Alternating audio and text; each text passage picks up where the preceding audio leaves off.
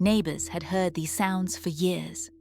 Voices, clearly not those of adults, crying, and sometimes laughter. And all of it came from a property where officially only 2 adults lived. No one besides that couple should have been there, but the sounds didn't stop. And it went on for so long that it gradually became part of the background. Something familiar that was spoken of in hushed tones but never taken seriously. And when the truth finally came to light, it turned out to be so monstrous that at first people simply refused to believe it. But to understand how such a thing was even possible, one must first see the place. California, Contra Costa County, Walnut Avenue. This isn't the wilderness or a backwater in the middle of a desert, but an ordinary suburb about an hour's drive from San Francisco.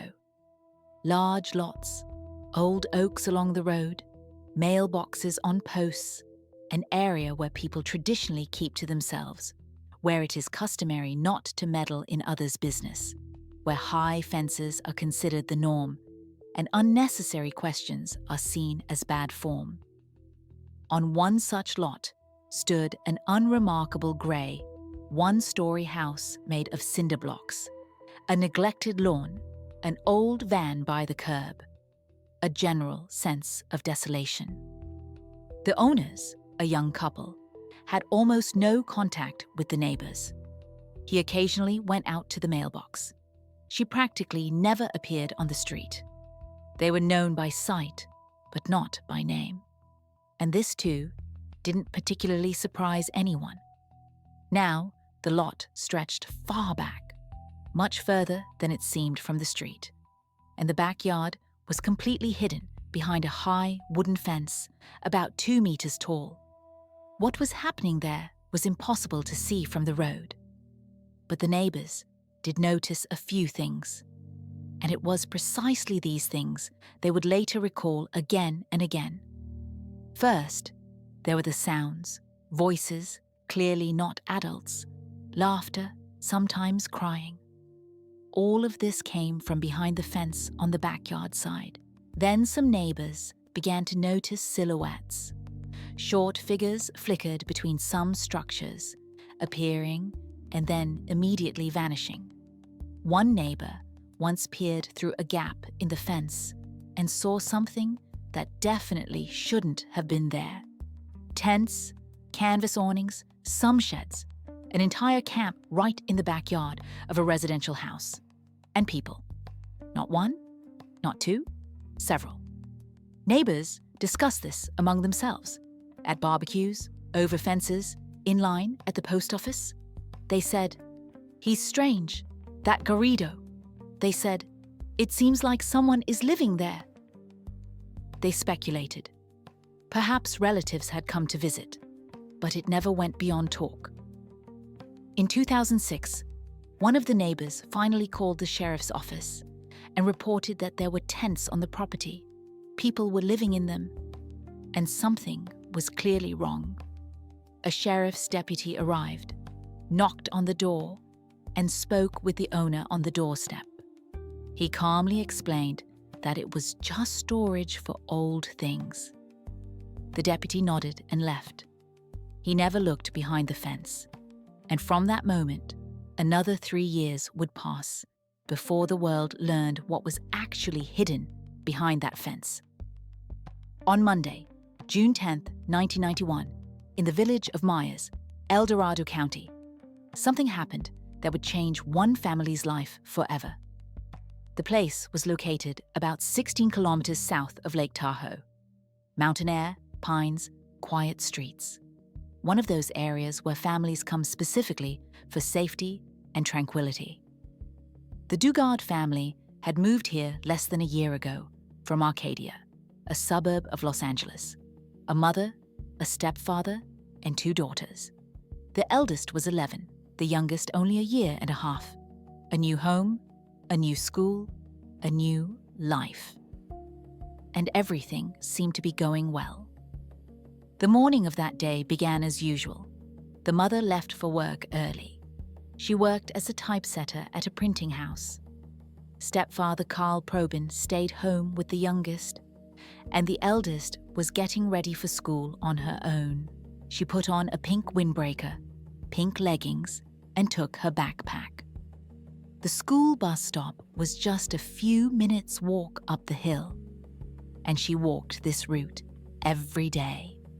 At that moment, Carl was in the garage, tinkering with some household chores. He saw his stepdaughter leave the house and walk up the street. An ordinary morning, an ordinary path, nothing unusual. And it was then that he noticed the car, a grey sedan, an old model, late 70s or thereabouts. The car slowly came down the street, turned around, and drove back, even slower. Carl thought then that perhaps someone was looking for an address or wanted to ask for directions. The car crawled past the garage and moved up the hill, toward where his stepdaughter had just gone. He kept watching. The car caught up to her at the top of the hill and stopped. A door opened, and someone, Carl couldn't make out the face, grabbed her and pulled her inside. The door slammed shut. The car sped off and disappeared around the corner. The whole thing took literally a few seconds. In broad daylight, on a quiet street in a mountain village, practically before the eyes of a witness, Carl chased the car on a bicycle, pedaling as hard as he could. But the grey sedan had already dissolved into traffic. At that hour, there were enough cars on the highway to get lost. He returned breathless, while a neighbour was already calling 911. Within minutes, the police were on the scene. Within an hour, the county sheriff arrived, and by evening, the FBI had joined. A description of those who did it was compiled immediately. A man at the wheel, a woman in the back seat. She was the one who pulled the victim into the car. The woman's age was about 30, dark hair tied in a ponytail. Vehicle description: an old model grey sedan. Description of the victim: 1 meter, 35 tall, shoulder-length blonde hair, pink windbreaker, pink leggings. The search began immediately. Flyers, checkpoints, combing the area. Volunteers formed a line and walked through the forest. Helicopters circled over the mountains. But the grey sedan seemed to have vanished, along with everyone inside. The first 24 hours in such cases are the most critical, and every investigator knows this. The more time passes, the lower the chances, and the count literally goes by the hour. The El Dorado County Police were working at the limit of their capacity. The FBI joined the same day because such an incident involving a possible crossing of state lines automatically becomes a federal case. The description of the car and the suspects was sent to all posts in California and Nevada. Checkpoints were set up on highways 50 and 89, and a check of all grey sedans within a 100-mile radius began. The result? 0. In parallel, standard leads were pursued. They checked former acquaintances of the family, neighbours with criminal records, everyone who had come into view in recent months. They checked the biological father. It turned out he didn't even know of her existence until that day. They checked the mother's circle, the stepfather's circle, and again, nothing. They requested lists of registered offenders of the relevant category in the county. There were dozens of names. Each was interviewed. Each had their alibi checked, but no one fit the description. The kidnapping for ransom theory was dropped by the third day. No calls, no demands, and the family wasn't wealthy.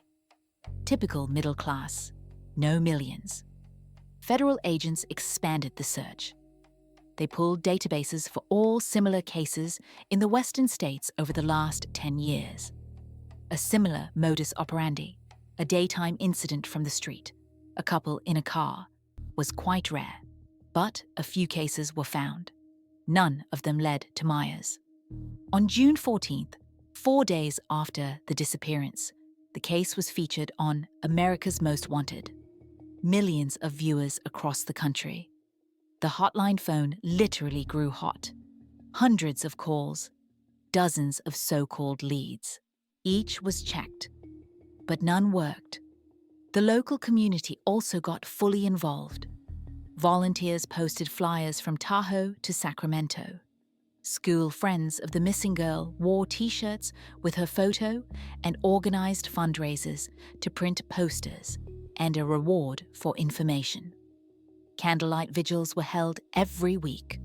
A month passed, then 2, then 6 months. The active phase of the search gradually wound down, not because they gave up, but because there were simply no more leads to pursue. All threads were broken. The grey sedan was never found. The suspects were never identified. And the missing 11-year-old student in the pink windbreaker seemed to have vanished into thin air. The case remained open. The federal agent who had worked on it from day one vowed not to drop the investigation. Flyers continued to hang at gas stations and in shops along Highway 50. Once a year, on the anniversary of the disappearance, local newspapers published her photo. But the chances of finding her alive diminished toward 0 with each passing year. And while the whole world considered her dead, 240 kilometers from Myers, in an ordinary suburb, in the house of a man whom the police already knew perfectly well, a completely different story was beginning. Phillip Garrido. By June of '91, he was 40 years old, married, living in his mother's house on Walnut Avenue in the suburbs of Antioch, working, at least on paper, at his own printing business, printing business cards, flyers, small-scale printing. This was the official version of his life. But there was another, and it began in 1976. Reno, Nevada. Garrido, then 25 years old, snatches a young woman right from a casino parking lot. He drags her into a car, takes her to a rented warehouse that he had pre-equipped with soundproofing, and keeps her there for several hours. Police find them through a tip. Someone noticed a suspicious van near the warehouse. Next came the trial and sentencing. 50 years in federal prison for the incident, plus a life sentence from the state of Nevada for what he did to the victim. 50 years plus life. It seemed like the end of the story, but Garrido served only 11. In 1988, he was released on parole, first from Leavenworth Federal Penitentiary, then from a Nevada state prison. Documents showed exemplary behavior, participation in rehabilitation programs, and positive reviews from guards. The system decided he had been reformed. After his release, Garrido was transferred to supervision in California, in Contra Costa County. He moved in with his mother and married Nancy Bocanegra. They had met when she came to Leavenworth to visit her uncle, another inmate. The supervision conditions were standard for convicts of his category. A GPS ankle monitor that recorded every movement, regular visits from a parole officer, the obligation to check in personally, and a strict ban on any contact with persons under 18. And formally, Garrido fulfilled all these requirements. The monitor showed he was at home. The officer would come. Garrido would open the door, speak politely, and sign documents. Everything went strictly according to protocol. No violations, no alarm signals. In April 1993, 2 years after that morning in Myers, he did violate his parole conditions. Exactly what he did is not specified in the documents, but he was returned to federal prison for a month and then placed under house arrest for another 3 months. after that? Freedom again, back to the same house on Walnut Avenue, the same monitor on his leg. The system continued to watch him, but the problem was that it saw only his movement, only coordinates, only a point on the map. 1554, Walnut Avenue. The system did not see, and could not see, who was actually living in the backyard of that address. And as it would later turn out, it was there, behind a high fence, in tents and makeshift structures, that a story had been unfolding for several years that no one could have even imagined. The backyard of the house on Walnut Avenue. It wasn't a yard in the usual sense of the word. It was nearly an acre of land, extending far beyond the property line visible from the street. The neighbors had no idea how large it actually was. Garrido began outfitting it long before June of '91. First, he put up a high wooden fence around the entire perimeter, 2 meters, solid boards, no gaps. Then a second fence appeared, an internal one even higher than the first. Between them remained a narrow passage overgrown with bushes. Next came the outbuildings, sheds, awnings, some booths made of plywood and canvas. From the street, all of this looked like an ordinary cluttered lot. Old things, trash, rusty barrels, nothing suspicious for this area. Many lived like that here. But behind the second fence, something else entirely began. Tents stood there, several of different sizes, covered with blue tarps. Paths were worn between them. One of the structures was a soundproofed room about the size of a closet. The walls were lined from the inside, the window boarded up, and the door locked only from the outside. Inside lay a mattress, a bucket, and a bottle of water. It was there that Garrido brought the victim on the same day she was taken. Her head had been covered with a blanket while still in the car, so she didn't see the road, didn't see the house, didn't see anything at all. She only felt herself being led somewhere, then carried, then laid on something soft. The door closed and total darkness set in. The first days were spent in absolute isolation. Food once a day, no going out. Screaming was useless because the soundproofing worked. Garrido came and went, explaining the rules. If she obeyed, it would be easier. If she resisted, it would be worse. She was 11 years old at the time. Gradually, the regime became a bit softer. She was moved from that room into a tent. There was more space. There was a window. She could go out into the yard, but only within the confines of the camp, only behind the inner fence, and only when permitted. The shower consisted of a hose pulled from the house. The toilet was a bucket or a hole behind the tent. Food was brought from the main house, sometimes by Garrido himself, sometimes by his wife Nancy. Garrido's mother also lived in the house, but almost never left her room. She had dementia and Parkinson's disease. She barely understood what was happening around her. Whether she knew about the camp in the backyard is still unclear. But even if she did, she could no longer tell anyone about it. The neighbor's lot adjoined the fence closely, and one of the neighbors would later say that he sometimes heard strange sounds. He couldn't make them out, either a radio playing or voices. But he didn't peer over the fence. He decided it was none of his business. Thus, months passed, then years.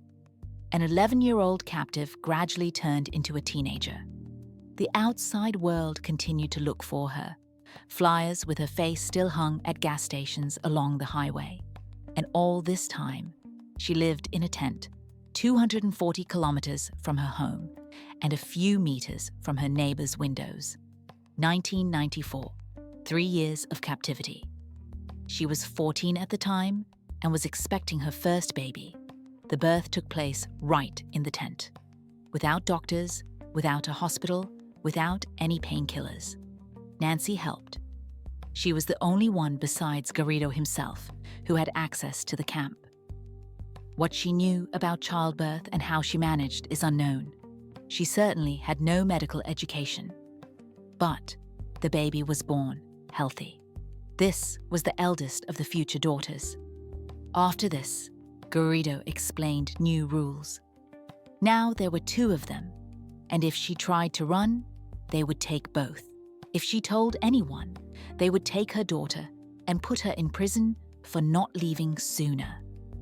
If she obeyed, everything would be fine because they were now a family. And this anchor worked better than any chain or lock. The captive received a new name, Alice. She was forbidden from saying her real name, and gradually she stopped using it herself. Jaycee Dugard, the schoolgirl they were looking for all over California, remained only on the flyers. And in the tent behind the fence lived Alice. Daily life also changed. Some things appeared. Clothes, books, toys for the baby. Garrido sometimes brought gifts, explaining that he was taking care of his family. There was no television in the camp. The radio was only turned on occasionally, and news from the outside world almost never penetrated there. But something changed outside as well. In June 2002, 11 years after the incident, Contra Costa County firefighters responded to a call at the Walnut Avenue address.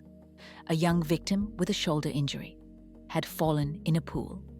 Here, a question arises. What pool was on Garrido's lot? The parole officer knew nothing about it. And what young victim? Garrido's file listed no dependents. But the firefighters simply provided assistance and left, and the information was never passed to the supervision service. Life in the camp continued on its course. The first daughter grew up knowing no other life.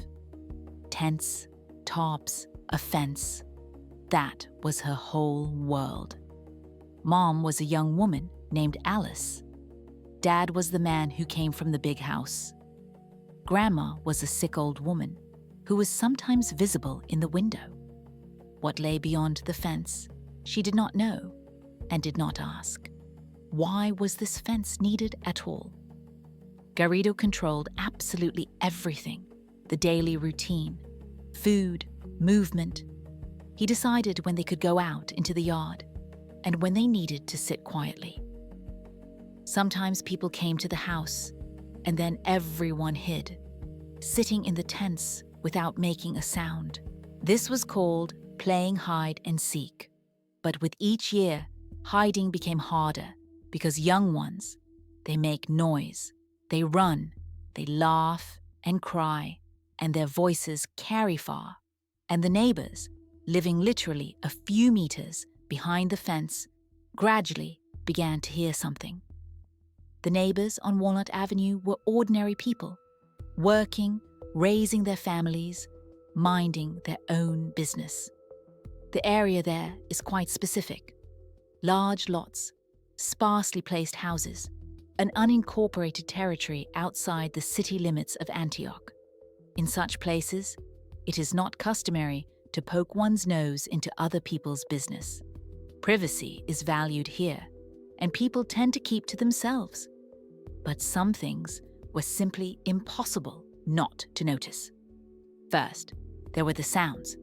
High voices, laughter, sometimes crying, and all of it came from the direction of Garrido's lot, where officially only 2 adults and a sick old woman lived. Some heard it in the mornings, some in the evenings. The sounds appeared and disappeared, but repeated with frightening regularity. Then the neighbors began to notice figures. One of them, who lived right against the fence, once peered through a gap and saw silhouettes, short, thin, fast. They flickered between the tents and immediately vanished. He didn't understand then what exactly he had seen. He decided he must have imagined it, but he hadn't imagined it. Over time, neighbors began to discuss this among themselves, at barbecues, at mailboxes, just during chance encounters. They said, "He's strange, that Garrido. Did you hear? There's someone there. And I saw. There are some tents standing there." They assumed that he might have let homeless people in, or some relatives. They discussed it among themselves, but didn't call anywhere. Now, one of the neighbors knew that Garrido was on the registry, a registered offender of the corresponding category. This information is in the public domain. You can go to a special website and check any address. He checked, saw Garrido's photo, and saw his status. After that, he tried to stay away from that house and strictly forbade his family from approaching the fence. But he still didn't call the police. He decided it was none of his business. Year after year, the picture remained the same. Voices behind the fence, flickering figures, a strange neighbor with a strange backyard. Essentially, everyone knew everything, but everyone remained silent. In 2006, 15 years after the incident, one of the neighbors finally decided and dialed 911. He reported that something was clearly not right on Garrido's lot. Tents in the backyard, people living there, and there were definitely those under 18. He explicitly called the owner a psychopath with abnormalities. A sheriff's deputy arrived and knocked on the door. Garrido opened it, and a polite conversation took place on the doorstep that lasted about 30 minutes. Garrido calmly explained that it was just storage for old things. No one lived there. The deputy warned that if people were living on the lot without permission, it was a violation of the law. He received assurances that everything was in perfect order, wrote a report stating no violations found, and left. He never looked behind the fence. A few days later, life on Walnut Avenue returned to its usual rhythm. Neighbors continued to hear voices, continued to see figures, continued to discuss it all among themselves, and continued to remain silent. Another 3 years passed this way. Phillip Garrido was not just a former inmate. He was listed as a high-risk registered offender. Federal supervision, life registration, and a GPS ankle monitor. This meant the system knew exactly where he was at any given time. Coordinates were transmitted around the clock. If he left the permitted zone, a signal would trigger. If he removed the monitor, a signal would also trigger. Every movement of his was recorded and stored in a database, and the monitor worked perfectly. Every day it showed the same thing. Garrido was at home, 1554 Walnut Avenue, inside the permitted perimeter, no violations. But the problem was that the monitor only tracked the coordinates of its owner. It did not see and could not see who else lived at those coordinates. In addition to the monitor, Garrido was required to receive regular visits from a parole officer, specifically a federal officer, as his first sentence was federal. The officer was supposed to check living conditions, ensure compliance with all restrictions, and monitor the ward's behavior. And the officers did come. Over 18 years, from 1991 to 2009, they visited Garrido's house more than 60 times. And that's not counting visits from local police, firefighters, medics, and other services. 60 visits in 18 years. And each time, the procedure was absolutely identical. The officer would arrive and knock on the door. Garrido would open it, polite, calm, always ready to cooperate. They talked on the doorstep or in the entryway. Garrido answered questions and signed the necessary documents. The officer filled out a form, recorded the visit, and left. Not one of them, over all those years, went further than the entryway. Not one asked to see the whole house. Not one walked around the perimeter of the lot. Not one peered behind the fence in the backyard. Furthermore, according to the protocol, the officer had every right to inspect the entire dwelling. According to the protocol, he was supposed to verify the absence of persons under 18 in the home of a convict of his category. According to the protocol, any suspicious circumstances, for example, sounds indicating the presence of others, required additional verification. But the protocol is paper. In practice, the officer saw a calm man, a more or less tidy house, and the absence of any obvious violations. He checked the box on the form and drove to the next address. In 2008, just a year before the captives were freed, firefighters came to Garrido's lot several times. They were called because of his mother's medical problems. They were in the backyard. They saw the tents. They saw people there. But not one of them ever reported this to the supervision service. The system worked properly. Documents were filled out. The monitor transmitted coordinates, and visits were recorded in the database. And in the tents, literally a few meters from those very officers, life continued. A life the system simply did not want to know about. 1997. 6 years of captivity. Alice, as she now called herself, had turned 17. Her first daughter was already 3, and she was again expecting her second baby. The birth went exactly like the first time. A tent, Nancy as the midwife, no medical help. A healthy younger daughter was born, and now 4 lived in the camp behind the fence, a mother and 2 daughters. Garrido himself gave the newborn a name. In fact, he gave names to everyone in this strange family. He also set the rules. He decided when they could go into the yard and when they had to sit quietly. In essence, he was the center of their small universe and the only window into the outside world. The daughters grew up knowing nothing else. For them, the tents were home. The canvas over their heads was a roof. The fence around the perimeter was the boundary of their entire known world. Mom was a young woman who was always there. Dad was the man from the big house who brought food and sometimes gifts. They did not go to school, did not visit doctors, did not play with others. They did not exist in any documents. No birth certificates, no medical records, no school records. For the state, these 2 figures had never even been born. Garrido taught them himself, at home. He taught them to read, write, and count in his own way, without any program or system. He told them about the world as he wanted to show it.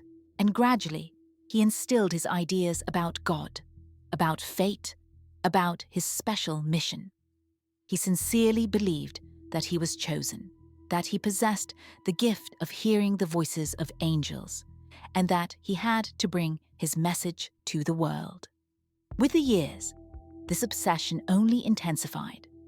Their mother, the one who had once been Jaycee Dugard, was also changing. An 11-year-old captive had gradually turned into a young woman. By that time, she had spent more time in captivity than in freedom. Her connection to her former life grew weaker.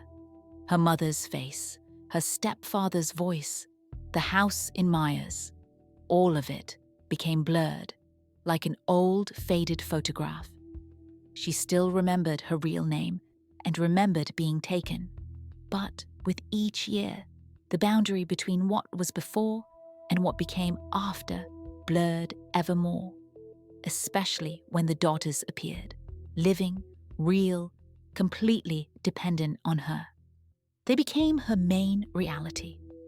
The outside world continued to exist somewhere there, beyond the fence. Sometimes she heard sounds, cars on the street, neighbors' voices, dogs barking.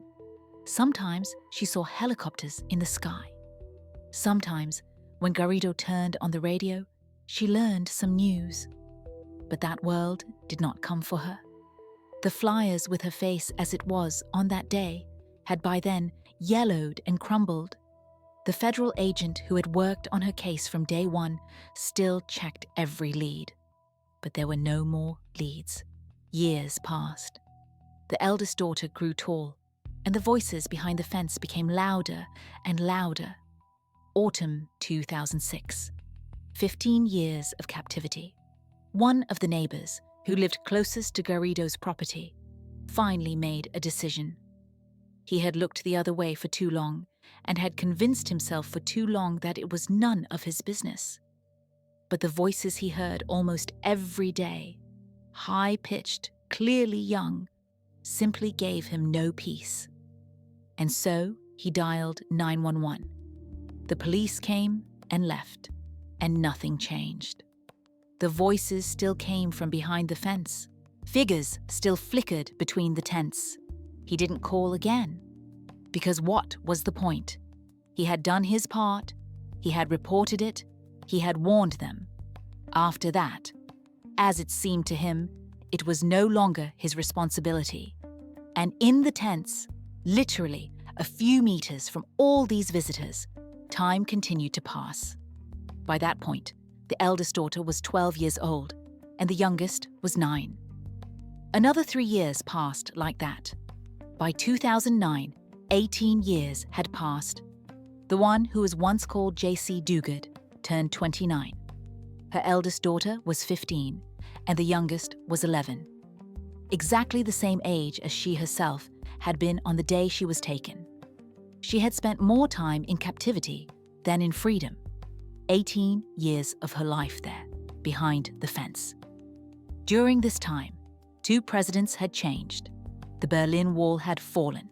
9/11 had happened. And the world had changed almost completely. And she had lived in a tent all that time. In the same tent, in the same backyard. Her daughters knew no other life at all. They had never been to school, never seen a doctor, and never played with others their age. Their mother, the same woman who now responded only to the name Alice, had also changed significantly over the years.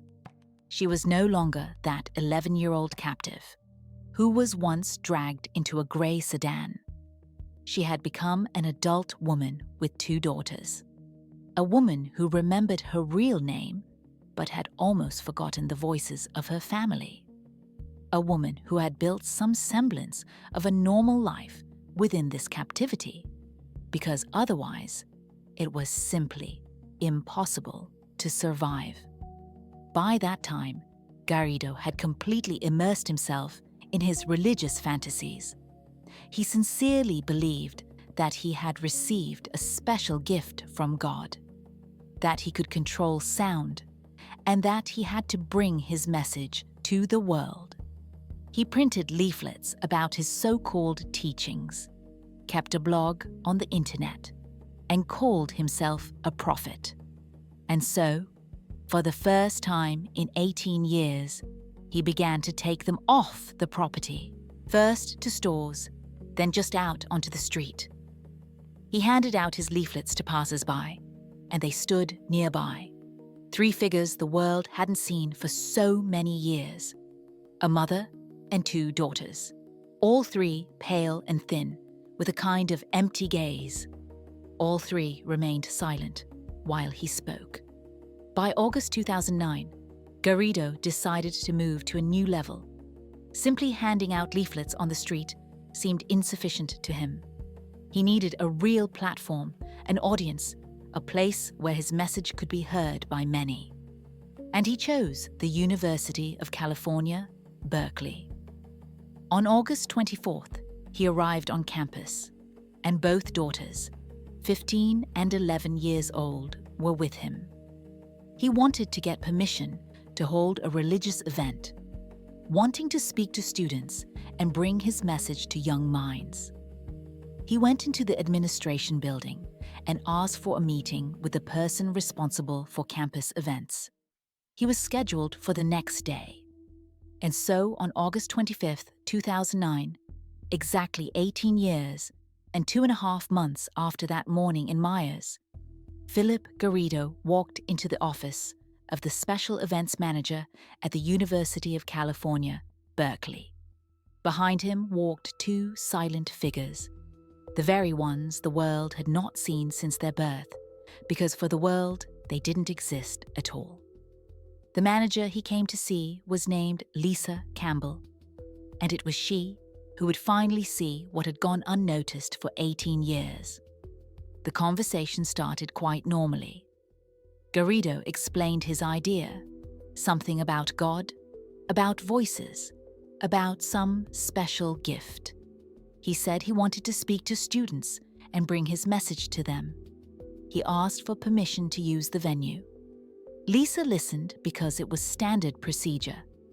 Listen to the applicant, explain the rules, provide the necessary information. But gradually, she began to understand that something was wrong here. Garrido spoke strangely, constantly jumping from thought to thought, mentioning some angels who were supposedly communicating with him. Every minute, his speech sounded more and more incoherent. But the main thing that alerted her was the two figures next to him. They were silent, not uttering literally a single word throughout the entire meeting. They sat with their eyes downcast, tense and practically motionless. When Garrido addressed them, they flinched as if from a blow. Their faces were very pale, and their expressions were somehow empty, absent.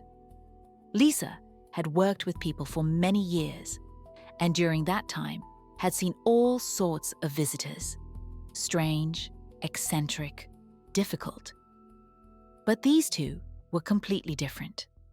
Something in their posture, in their silence, in the way they looked at Garrido, caused her growing anxiety. She saw the meeting through to the end, as required. She gave Garrido the informational materials, explained the application procedure, and walked them to the exit. The door closed behind them. Lisa remained at her desk. The visitor had left. And formally, everything ended there. She could have calmly moved on to the next task. But she couldn't stop thinking about those two. Their eyes, their silence, the way they looked. Or rather, the way they barely moved. The way they looked at the man who called himself their father. All of this gave her no peace. A few minutes later, she got up from her desk and went to a colleague. She needed to tell someone about what she had just seen. She needed to hear from someone that it wasn't just paranoia.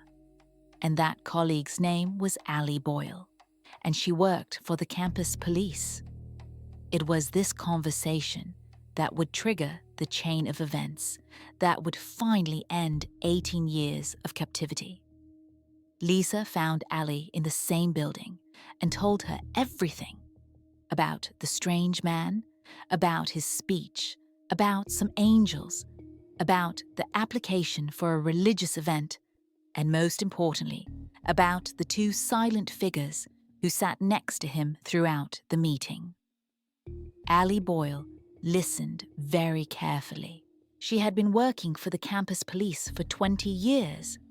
During that time, she had seen everything and had learned to distinguish ordinary eccentrics from real threats.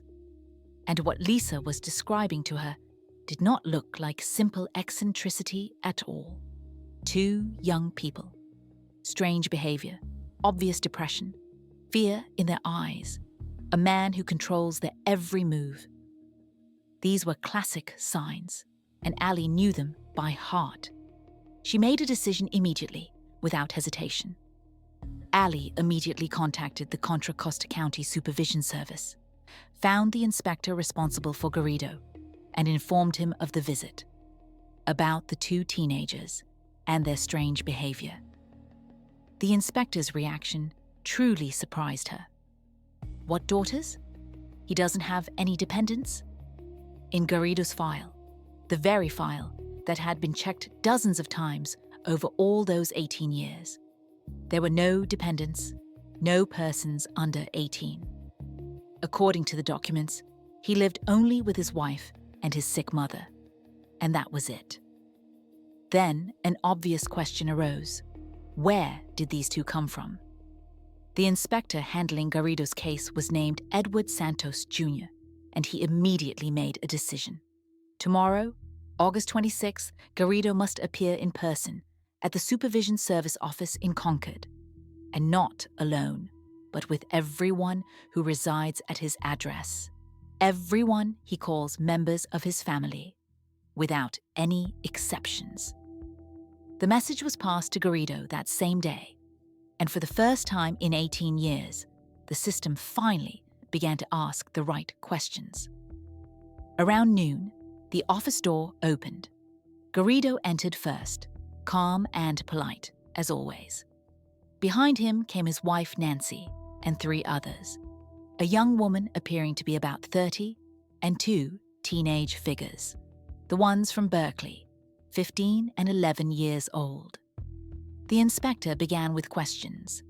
The young woman introduced herself as Alice and said she was just a family friend, living separately, and that the daughters were her own. Garrido confirmed this. Yes, just an acquaintance. He sometimes helps her, and he brought her here because he was asked. But the answers didn't form a complete picture. This Alice had no documents, no ID, no driver's license, nothing at all. She couldn't give her address and couldn't explain where she worked. When asked about the daughter's origins, she faltered and began to get confused in her testimony. Then Santos decided to separate them. He took everyone to different rooms and began to question each one individually. Garrido continued to insist on his version. Just an acquaintance, nothing special. Nancy repeated the same thing, almost word for word, like a memorized text. Alice also held her ground and repeated her story. A family friend, lives separately. The daughters are hers. But something in her answers categorically didn't add up. She knew too many details about Garrido's house, knew the layout of the property, knew Garrido's mother's name, her illnesses, and even her habits. For a mere acquaintance, it was clearly too much information. The questioning continued for several hours straight. The inspector asked the same questions over and over, cross-checked the answers, and looked for contradictions. Alice was gradually getting tired. Her answers became shorter, and the pauses between them longer. And then, at some point, the inspector asked a question that broke the whole built-up structure. A question after which it was no longer possible to continue pretending. Santos already understood by then that this was no family acquaintance. But what alerted him most was her reaction.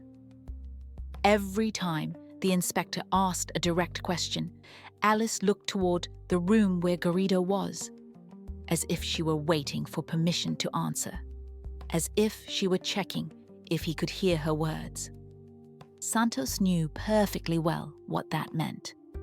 The questioning had been going on for several hours by then. Garrido and Nancy sat in one room, Alice and her daughters in another. They were intentionally separated, so they could not coordinate their answers with each other. And then, the inspector went back to Alice. She looked completely exhausted. 18 years of silence is a habit that is very hard to break. But fatigue takes its toll. Defenses gradually weaken, and words begin to get mixed up. Then Santos decided to change tactics. He stopped applying pressure and spoke more softly. He started asking simple questions, not about Garrido, not about the house, not about who she really was. He just talked to her like a normal person. At some point, maybe from exhaustion, or maybe from the relief that she was no longer being pressured, she said something she shouldn't have said. And then the inspector asked his final question. Not, "Where did you come from?" Not, "Who brought you here?" He asked, "What is your real name?" A pause hung in the air, long and heavy. And then a voice was heard that the world had not heard for 18 years. The voice of that same 11-year-old who once left home and never made it to the school bus. "My real name is Jaycee Dugard." The room seemed to freeze. Jaycee Dugard. This was a name from the lists of the missing, a name from those same flyers that were posted all over California 18 years ago, a name that thousands of people had looked for. Police, FBI, volunteers, her own parents.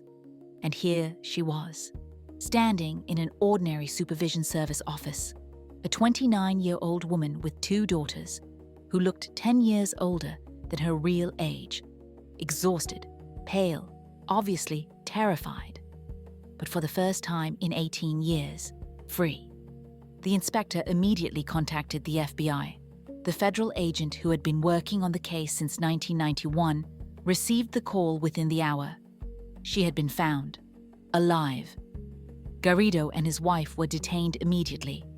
They were taken to different rooms, read their rights, and handcuffed. By evening, both were taken to the county jail and held without bail. Jaycee and her daughters were handed over to social services, and doctors were called. This was the first medical examination of their entire lives. The daughters had never been to a doctor at all, had received no vaccinations, and had never undergone a single checkup. Jaycee's mother found out everything that same day. By then, she was living in Southern California, having moved there after her divorce from Jaycee's stepfather, and she had never fully recovered from the loss of her daughter. For 18 years, she had been waiting for exactly this call. She didn't know if her eldest daughter was even alive. Their meeting took place the next day. Mother and daughter, who were separated on that June morning in 1991, were finally standing together again. Jaycee remembered, maybe not everything, but the most important things. She remembered her mother's face, remembered their house in Myers, remembered the pink windbreaker she wore when she left that morning. She remembered her real name, even when Garrido forbade her from speaking it. The investigation into the Garrido case was launched immediately. Investigators entered the property on August 27th. A grey cinder block house, the same one neighbors had walked past for 18 years. Behind it, a high fence. Behind that fence, another one. And further back began that same camp that only Garrido, his wife, and the 3 captives saw. Investigators worked there for several days. They hauled away 3 trucks of trash and seized dozens of items that became physical evidence of the 18-year imprisonment. Then they began to study the supervision service documents and discovered a figure that both explained everything and explained nothing. 60 visits.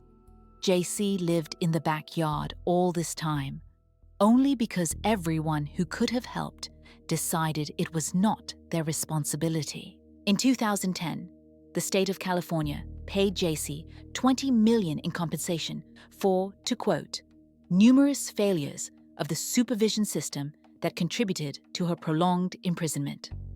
Garrido and his wife pleaded guilty. In 2011, he was sentenced to 431 years in prison. She received 36 years to life. Jaycee wrote a book, reunited with her mother, and her daughters went to a real school for the first time in their lives. But the question this story asks remains unanswered. Just imagine. You hear strange sounds from a neighboring plot. You see something that shouldn't be there. You feel that something is clearly wrong. What will you do? If you liked this story, subscribe to our channel and leave a comment. Until next time.